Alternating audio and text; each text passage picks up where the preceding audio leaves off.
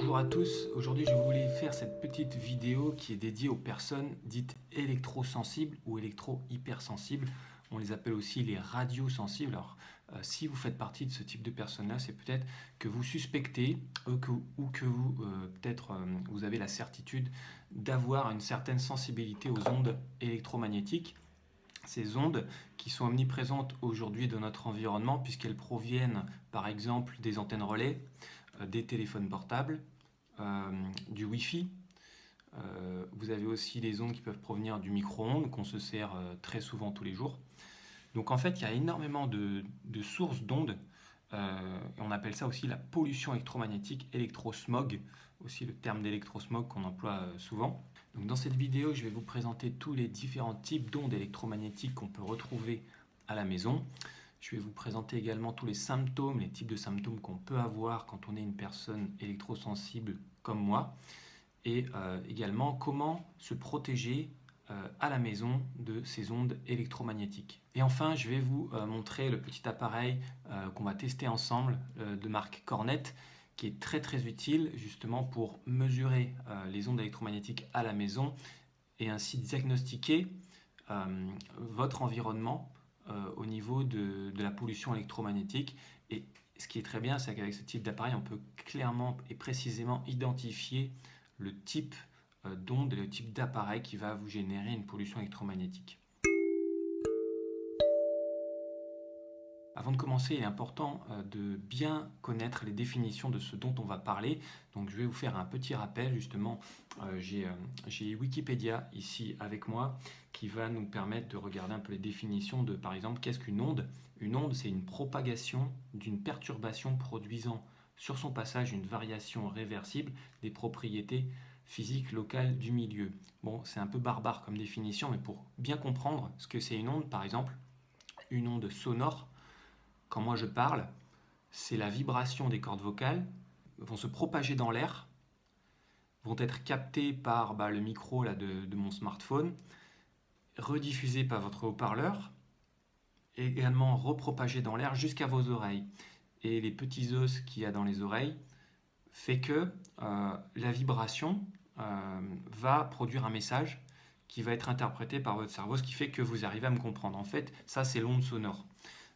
Et on a donc aussi les ondes électromagnétiques. Donc la définition, c'est qu'elles ne nécessitent pas de support physique. Au lieu de cela, elles consistent en des oscillations périodiques de champs électriques et magnétiques générées à l'origine par des particules chargées et peuvent voyager à travers le vide. Donc contrairement aux ondes sonores, les ondes électromagnétiques peuvent voyager dans le vide. Il n'y a pas besoin d'air, justement de molécules d'air pour qu'elles puissent progresser. Ce qui explique aussi qu'elles passent beaucoup plus facilement les murs en béton. Vous avez par exemple des antennes relais, vous allez capter à travers un mur en béton sans problème, alors que le son va être beaucoup plus impacté par un mur physique au niveau de l'air. Bref. Donc ces ondes, en fait, elles sont omniprésentes puisque tout ce qui génère des ondes électromagnétiques, aujourd'hui, ça fait partie vraiment de la vie quotidienne. On peut citer par exemple les téléphones portables, les modems avec l'internet Wi-Fi, donc les antennes relais. Également, je dirais, c'est un autre type d'onde, mais c'est les micro-ondes, qui sont des ondes aussi qui peuvent générer des troubles, et on va le voir ça aussi après. Donc les micro-ondes qu'on se sert pour faire chauffer nos aliments. Sur ce schéma, vous avez en fait le spectre des ondes. Et donc en fait, là je filme l'écran de mon ordinateur. Vous avez un spectre qui va des basses fréquences jusqu'aux hautes fréquences. Et après, on passe par les micro-ondes, les infrarouges, ultraviolets, rayons gamma, etc. Il est important d'identifier ici tout ce qu'a ici la téléphonie cellulaire, donc c'est GSM, notamment 3G, 4G après, qui vont être dans ce spectre d'ondes au niveau des 1 GHz.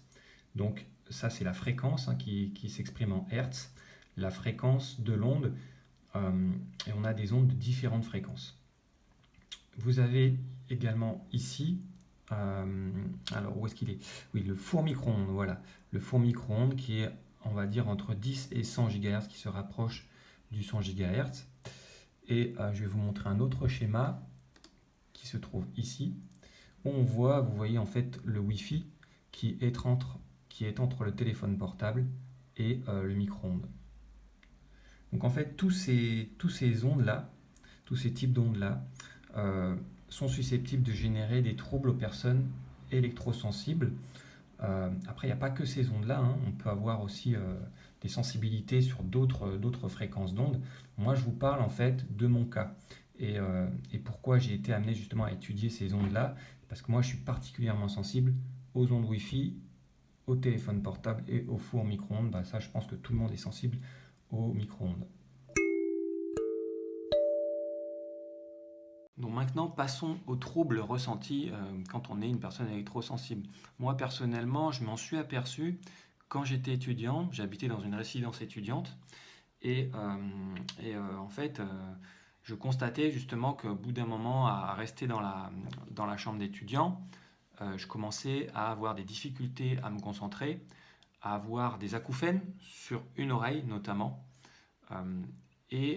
donc aussi très fatigué à longueur de journée, des nuits pas reposantes, l'impression au réveil en fait d'avoir un peu la tête. J'ai commencé à essayer de chercher dans mon environnement ce qui pouvait déclencher ça, j'ai fait des recherches et je me suis aperçu que justement quand j'étais loin du Wi-Fi notamment, je n'avais plus d'acouphènes et je me sentais beaucoup mieux.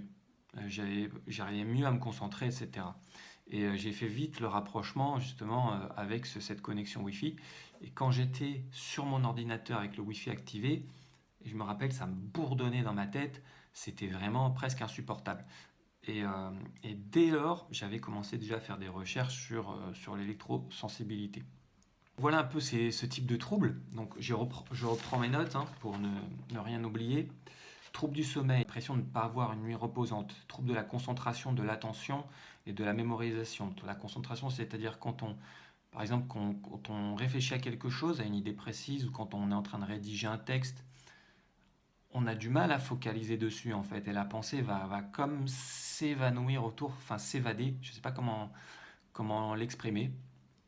On a vraiment du mal en fait, on a l'esprit qui divague sans cesse et on n'arrive pas à avancer. C'est comme si on était au point mort ou en première vitesse et qu'on n'arrivait pas à avancer dans ce qu'on était en train de faire.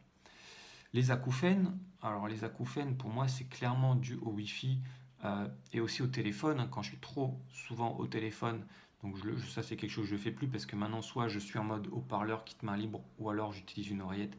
Ça on va aussi voir tous les tips qu'on peut trouver pour s'éloigner se protéger des ondes électromagnétiques. Donc autre symptôme, l'impression d'avoir le cerveau qui chauffe, agitation interne. Donc c'est vraiment cette espèce de on a l'impression de surchauffer, de bouillonner à l'intérieur. Et peut-être aussi l'impression de léger fourmillement dans le corps. Ça peut arriver dans les bras, dans le corps tout entier, quand on est comme irradié par ces ondes, quoi. Alors c'est vraiment presque imperceptible, mais si vous êtes à l'écoute, moi en tout cas c'est ce que je ressens, je sais que ça peut provoquer ce type de symptômes.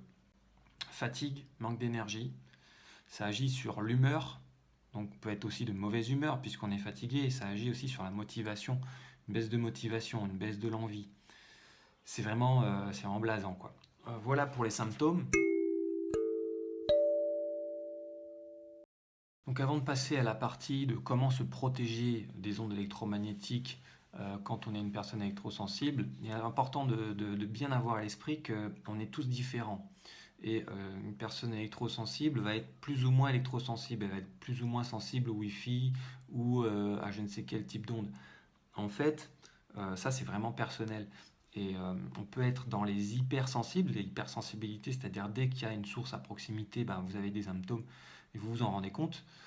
Ou alors, un degré moindre, il faut vraiment énormément d'ondes ou que vous soyez vraiment à côté d'un modem ou d'une antenne relais pour avoir des symptômes. Après, il y a des personnes qui ressentent absolument rien et qui sont complètement tolérantes aux ondes électromagnétiques. Donc voilà. Pour passer maintenant à l'aspect protection. Je reprends mes notes encore pour ne rien oublier. J'ai listé tout ce qui concerne la protection par une stratégie type évitement ou fuite. C'est-à-dire qu'on va éviter l'exposition en s'éloignant des sources, tout simplement.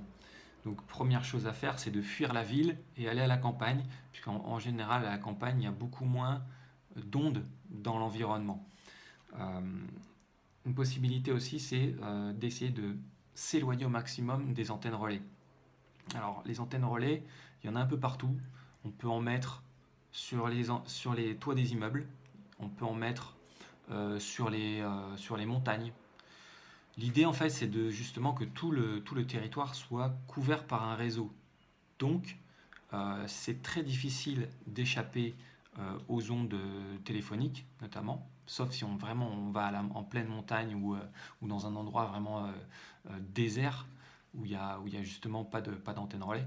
Mais par contre, on peut s'éloigner de ces antennes parce qu'il faut savoir que si vous avez une antenne, plus vous êtes proche, plus la puissance de l'onde est importante. Plus vous éloignez, plus on va dire l'onde, elle perd le signal perd en intensité. Et donc, le symptôme est beaucoup moins fort. Vous êtes beaucoup moins exposé à l'onde si vous êtes loin d'une source. C'est un peu comme une source de pollution, en fait. Quand vous êtes à côté, vous en ramassez plein. Si vous éloignez, effectivement, la pollution est comme diluée un peu dans l'environnement. Donc, il y a un site internet, voire plusieurs même, qui cartographie la position des antennes relais sur le territoire français, notamment. Et donc, je vais vous mettre le lien en commentaire de l'épisode, allez voir. Et de cette manière-là, dans votre ville, pouvez-vous justement repérer les antennes relais et savoir en fonction de là où vous habitez, si vous avez une antenne à côté de chez vous ou pas. Après, je dirais essayer d'habiter plutôt dans une maison que dans un appartement. Pourquoi? Parce que dans un appartement, voilà, on est dans un appartement ici. Et quand je regarde mon téléphone, le Wi-Fi, il y a 5 ou 6 Wi-Fi différents. Il y a des endroits où il y en a plus d'une quinzaine. Parce que tout le monde a sa connexion Internet. Et tous les appartements sont collés les uns aux autres, puisqu'on est dans un immeuble. Donc forcément, chaque modem vous envoie des ondes Wi-Fi. Et vous baignez dans un espèce de marasme d'ondes apocalyptiques, d'ondes Wi-Fi. Quand vous êtes électrosensible, c'est complètement insupportable. Donc moi, c'est ce que je ressens là actuellement. Et bon, je vais vous présenter juste après les solutions que j'ai mis en place, malgré que je vive en appartement. Enfin, vous pouvez jeter votre micro-ondes ou alors acheter un micro-ondes récent. À la longue, le micro-ondes fuit et peut libérer justement des ondes du micro-ondes hors de l'appareil et vous irradier. Donc voilà, moi personnellement, j'utilise plus du tout de micro-ondes. Je fais chauffer mon eau avec une bouilloire et mes aliments soit sur une gazinière, soit dans un four classique avec une résistance, mais pas de micro-ondes parce que disons que moi justement j'ai testé, on va le voir tout à l'heure, mon micro-ondes avec cet appareil et c'était vraiment catastrophique. Donc le micro-ondes allait à la poubelle et j'en ai pas du tout racheté. Dernière idée pour vous protéger des ondes en stratégie d'évitement, prévention, c'est privilégier le câble, c'est-à-dire un câble internet au lieu d'un réseau Wi-Fi. Moi par exemple ici, mon ordinateur, le réseau Wi-Fi est désactivé et j'ai une connexion par câble. Ce qui fait que l'ordi, lui, n'émet pas d'ondes Wi-Fi en résonance avec le modem, donc je ne suis pas irradié par ça. Et j'ai tout de même Internet, puisque je suis connecté avec mon câble, et le câble, lui, n'émet pas d'ondes Wi-Fi. Hein. C'est un câble, donc c'est comme un signal qui suit le câble. Il y a d'autres types d'ondes électromagnétiques générées par des câbles électriques, on va les voir plus tard avec l'appareil, mais moi, je suis clairement beaucoup moins sensible à ce type d'onde, en tout cas à mon ressenti. Maintenant, on va voir tout ce qui est l'aspect curatif. Donc justement, quand malgré tout, vous habitez à côté d'une antenne relais, vous habitez dans une ville, vous habitez dans un immeuble, un peu comme moi là, aujourd'hui, comment on fait pour se protéger des ondes électromagnétiques? Il faut savoir qu'une onde électromagnétique, elle va traverser tous les milieux, sauf une chose. Ce qu'on appelle dans la physique, c'est la cage de Faraday. La cage de Faraday, c'est une structure en fait qui est maillée comme un grillage, si vous voulez, métallique. Il faut savoir que une onde électromagnétique qui va percuter ce type de maillage métallique ne va pas le traverser. Voilà, c'est le principe de la cage de Faraday. Si vous voulez en savoir plus, je vous mettrai un lien aussi en commentaire. Il existe aujourd'hui des structures, donc type tissus, des vêtements, qui sont entremêlés avec des fils d'argent. Des fils d'argent qui arrivent à reproduire l'effet de la cage de Faraday. Il y a des sites internet aujourd'hui spécialisés qui vous proposent ce type de vêtements. Vous avez des draps, vous avez des rideaux, Vous avez des morceaux de tissu, voilà, de différentes tailles qui vous permettent d'appliquer ça chez vous pour vous protéger, en fait. C'est comme, si vous voulez, comme une armure que vous mettiez. Imaginons si vous avez un t-shirt anti-ondes, bon, que je n'ai pas là, mais imaginons que c'est un t-shirt anti-ondes, ça existe, qui est constitué en partie de fibres, de fils d'argent qui vont exercer ce blindage électromagnétique. Et ben, vous n'êtes pas traversé par les ondes électromagnétiques. Les ondes vont comme être réfléchies, elles ne vont pas traverser la matière du tissu. Également est très très intéressant les étuis anti-ondes. Alors les étuis anti-ondes pour téléphone portable se présentent sous la forme d'un étui, c'est comme un étui classique, sauf qu'à l'intérieur il y a ces types de matériaux. Ce qui veut dire que quand vous avez votre téléphone à l'oreille, vous pouvez capter les ondes de ce côté-là, il n'y a pas de souci, elles ne sont pas bloquées. Par contre, là, vous ne faites pas irradier votre cerveau par les ondes électromagnétiques. Il faut savoir qu'un téléphone collé sur l'oreille, et on se rapproche quasiment de l'effet du micro-ondes. Le micro-ondes, savoir que le micro-ondes, comme on l'a vu tout à l'heure dans le spectre, c'est une onde qui est très riche en énergie et qui a pour effet de faire vibrer les molécules d'eau. C'est comme ça que, en vibrant, ça chauffe vos aliments, parce que tous vos aliments, quels qu'ils soient, s'ils arrivent à chauffer dans un micro-ondes, c'est qu'ils contiennent de l'eau. Ce qui fait que ça chauffe un aliment, c'est que les molécules d'eau entrent en excitation, en vibration, et c'est justement ça qui fait augmenter la température. Bon bref, notion de physique, allez voir Wikipédia si tout ça vous intéresse. Donc concrètement, quand vous avez votre téléphone à l'oreille, si vous n'avez pas ça, votre cerveau chauffe. Il va chauffer. Vous pouvez même ressentir parfois l'oreille qui chauffe. Moi personnellement, ça bouillonnait à l'intérieur. Franchement, je me rappelle de longues conversations où justement j'avais pas eu mon oreillette, j'avais pas mis mon oreillette, etc. À la fin de la conversation, j'étais complètement explosé, quoi. Le cerveau qui bouillonnait, l'acouphène, ça chauffait. Bon, bref, j'ai utilisé ça, quasiment plus aucun symptôme. C'est véridique.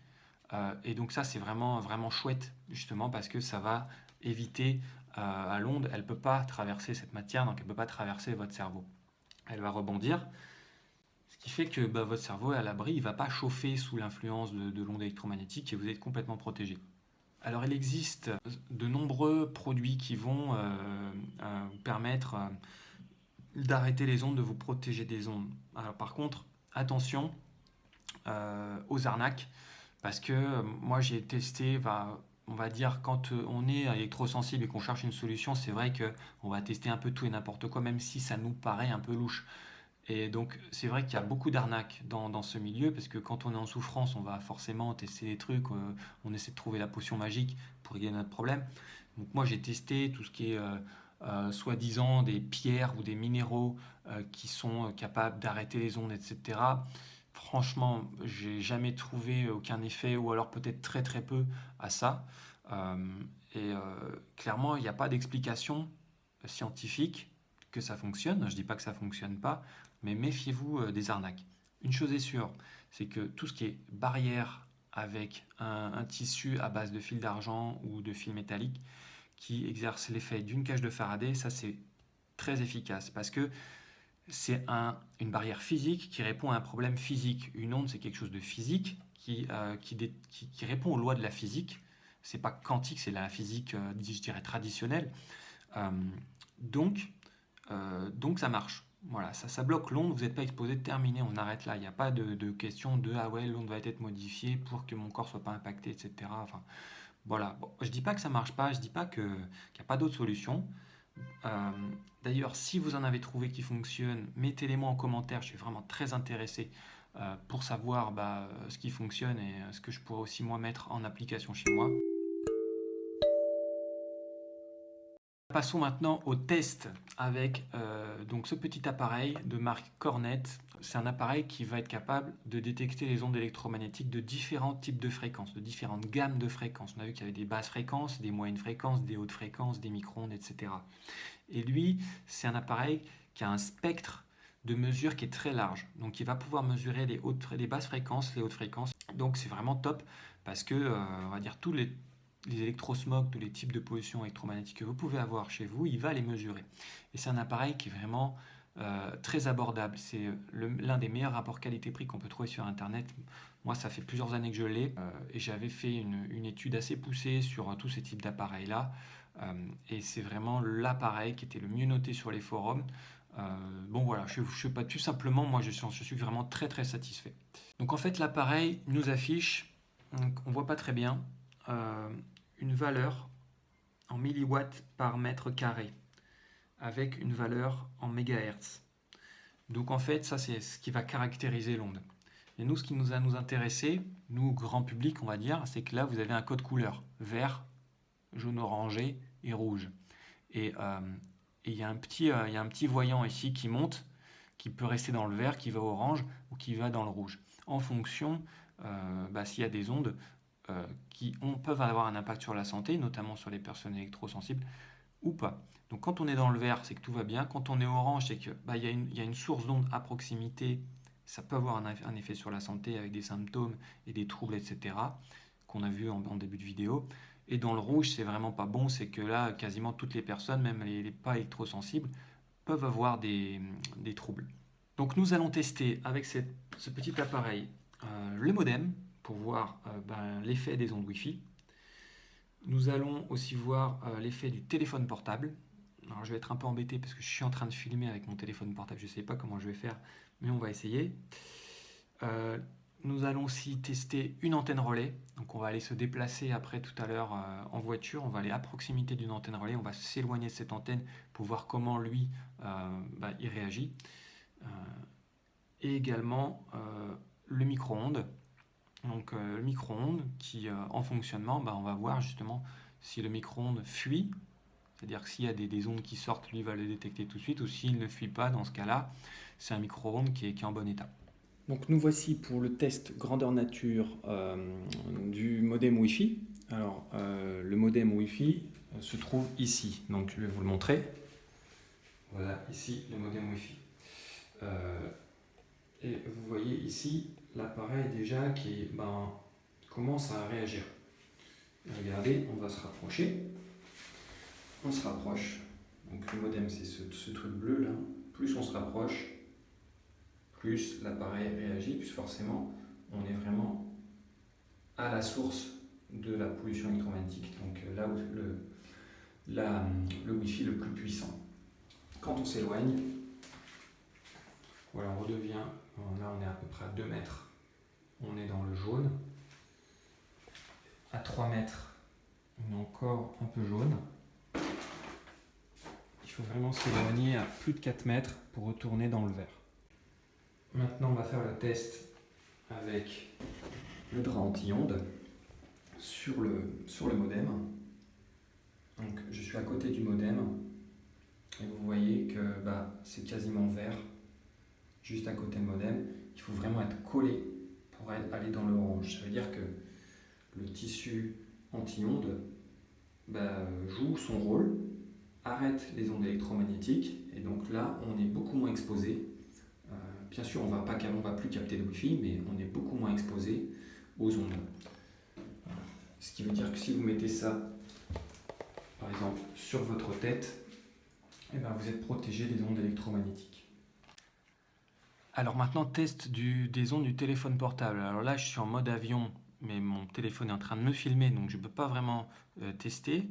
Simplement, quand je mets l'appareil à côté, vous voyez, on est dans le vert. Il y a le voyant ici qui est dans le vert. Maintenant, je vais éteindre, je vais couper, je vais mettre le mode normal, je vais enlever le mode avion et on va voir ce qui se passe. J'ai enlevé le mode avion et quand je me rapproche du téléphone, vous voyez, je suis dans le jaune-orange, parfois ça redescend.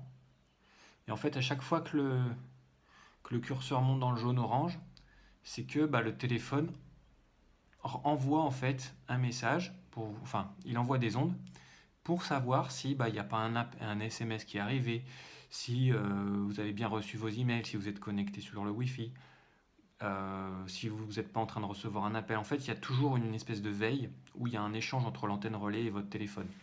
C'est pour ça qu'on dit qu'il ne faut pas dormir à côté de son téléphone portable, ou alors il faut vraiment le mettre en mode avion. Et encore, moi je vous conseille vraiment de dormir à distance, au moins de 2 ou 3 mètres de votre téléphone, quel que soit le mode impliqué. Donc là je ne peux pas le faire, mais si j'appelais avec le téléphone, le curseur irait directement dans le rouge parce que quand il y a un appel, c'est là où l'émission d'onde est la plus importante, c'est là où justement il y a le plus d'ondes et c'est là où vous pouvez en tant qu'utilisateur ramasser le plus d'ondes et c'est là où il est important vraiment de se protéger, c'est quand il y a un appel téléphonique. Alors je voulais revenir sur l'indication colorée sur l'appareil, vous avez vert, orange et rouge.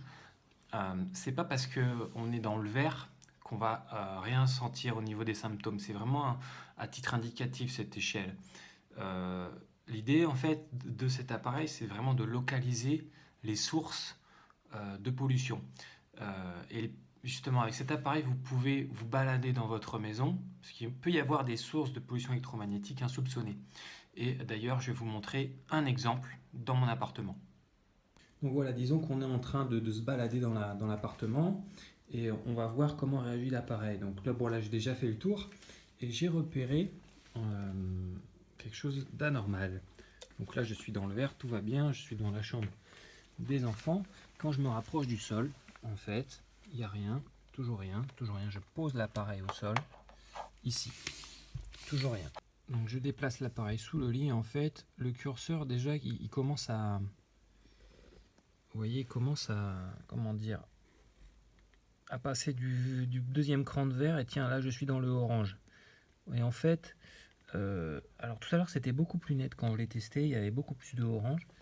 Et ponctuellement ici, il y a des petits signaux orange qui se trouvent sous le lit. Comment interpréter ça? Parce que là, a priori, là je suis en mode avion, il n'y a pas de modem à côté chez moi.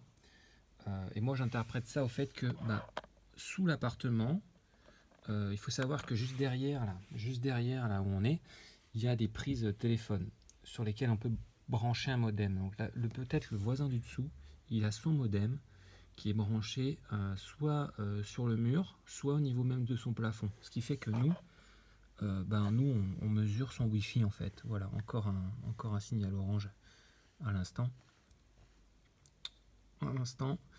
Ce qui fait que les enfants là, ils ramassent du Wi-Fi quoi. Ils ramassent du Wi-Fi tout au long de leur période de sommeil pendant la nuit, donc ce qui est vraiment pas bon. Pour remédier à ça, ce qu'il faut que je fasse, c'est qu'il faut que je mette un drap anti-ondes sous le matelas ici. Comme ça, ici, il y aura comme une barrière les enfants seront protégés des ondes Wi-Fi. Nous voilà pour le test de l'antenne relais. Alors j'ai tout mis en position, là l'appareil est en fonctionnement. Voilà, on voit que c'est sur le vert pour l'instant et on va s'approcher d'une antenne relais et on va voir comment réagit l'appareil quand on s'approche. Allez, c'est parti, je profite qu'il n'y ait pas trop de voitures.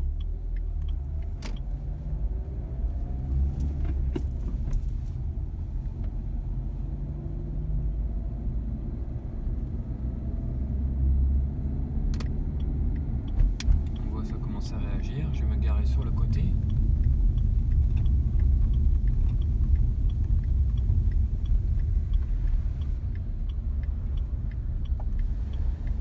Côté l'antenne relais, on est dans le orange. Voilà, on est dans le orange au pied de l'antenne relais. Je vais vous montrer l'antenne. Alors, je monte ici.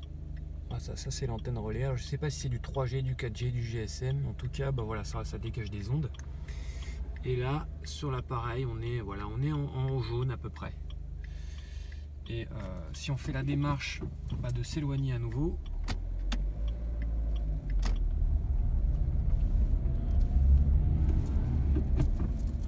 toujours dans le jaune, toujours, on a à peu près une cinquantaine de mètres, encore jaune, encore jaune, encore jaune,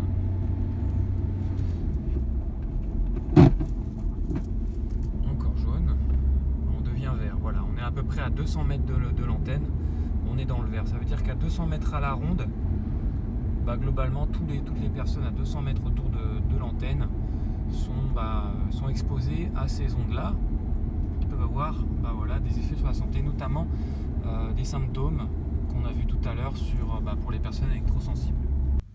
Nous allons maintenant tester le micro-ondes avec notre petit appareil qui est déjà allumé. J'ai simplement mis un verre d'eau pour tester. Je ferme. Et on va mettre à peu près 1 minute. C'est parti. Donc j'ai l'appareil. Déjà vous voyez que je suis dans le orange. Donc, je suis à 1 mètre du micro-ondes. Quand je m'approche, vous voyez on est dans le rouge. Ça veut dire que c'est un micro-ondes qui a 3 ans et qui fuit. Quand je suis au milieu de la vitre, bah, c'est toujours dans le rouge. En fait on est vraiment dans le rouge à peu près partout. Regardez sur le côté, il y a moins de fuite sur le côté. Voilà. Et donc il faut vraiment s'éloigner. Alors là je suis à 2 mètres, 2 mètres 50. Voilà, je suis à 3 mètres à peu près, je suis encore dans le orange. Il faut vraiment s'éloigner, je vais dire peut-être à 4-5 mètres pour retrouver on va dire un voyant vert. Ce qui montre que ce micro-ondes là, bah, clairement quand il est en fonctionnement, il ne faut pas rester à côté.